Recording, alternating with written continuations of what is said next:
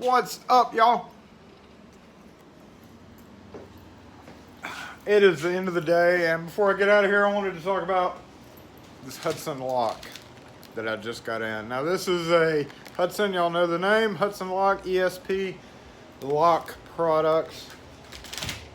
For those who don't know, that is a locksmith distributor, and we can say it's from Hudson Lock when it's actually from China. Now, aside from them being comically large,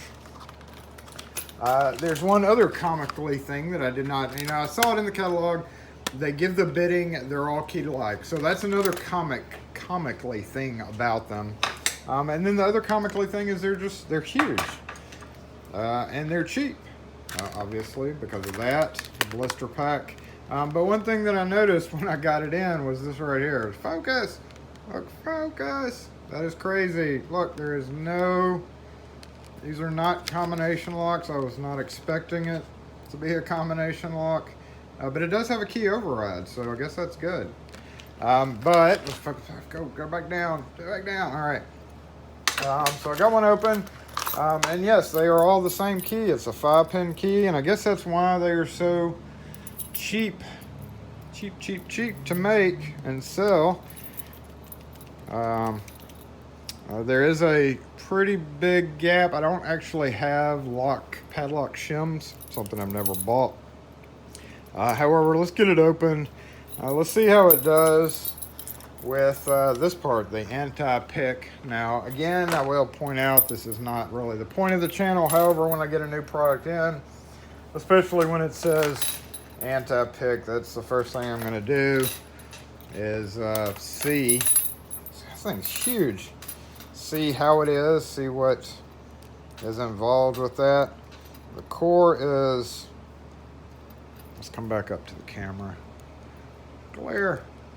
The core is really floppy. It's got some spring to it there.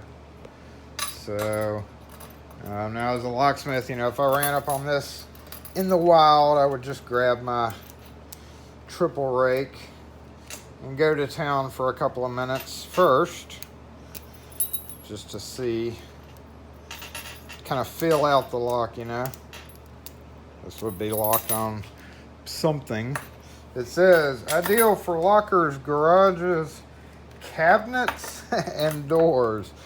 That'd be a big old hasp on a padlock for sure. Now, any manufacturer can get away with saying anti-pick just by putting in some spool pins. And by how springy and jumpy that core is, there's obviously some mushroom pins or serrated pins or something in here. Let's just rake it a few times, see what happens. Nothing's really happening here.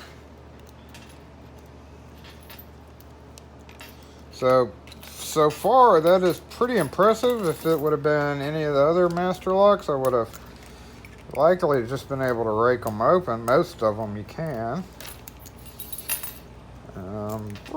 But no luck doing that, so let's try doing it the real way. The other real way, I should say. Now, of course, since they're all key to like, this, the feel of this and the look of it and the packaging, the no-name brand, this reminds me of something that you would buy at, like Harbor Freight, for instance, or Northern Tool, or if you're overseas, I think, what is it called, Menards or something like that? Anywhere that sells, like, your cheap tools, your cheap supplies. It looks like something that would be hanging on the shelf at one of those. In fact, I think Harbor Freight does indeed, here in the U.S., have a similar big old padlock like this. Oh, I had it a second ago. So there we go. Compared to a master padlock, that really did take quite a bit of time, honestly. because with most master padlocks, you can just rake them open if you can get your tension tool in there. Get in there. Get in there. Of course, these are 4-pin, and that was a 5-pin. Oh, okay. So, yeah, big difference in timing. Let's look at the keys. They are unmarked, and likely because they are all key-alike. There's no hiding the bidding or anything because in the catalog where these are sold, they tell you key-alike to this number. They give you the number and everything. It is a master padlock, however, it is a 5-pin, so I will say that you can use the LSD. There's an LSDA padlock key that you can use for 5-pin masters, but obviously there's no combination lock on here. Definitely the key override. Let's look at this spring part here.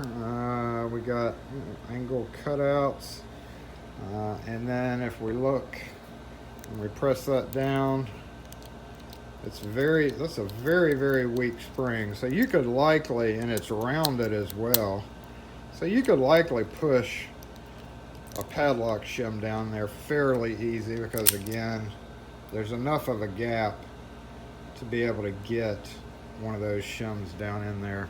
So likely it could be opened fairly quickly regardless, but you know, for most padlock is going to be in the shackle or beating on it with a hammer or cutting it with a shackle. I'm not going to cut this one, but I just figured I'd show you because it is comically large.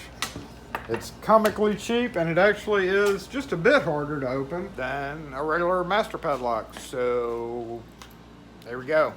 Hudson M1-something. I don't know the whole product number, but if you have any questions or comments on it, it is available from your locksmith distributor or your local locksmith.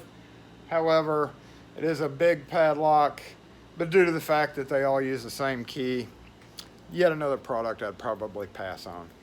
Unless you want to buy 2 for fairly cheap, and I've got them for sale.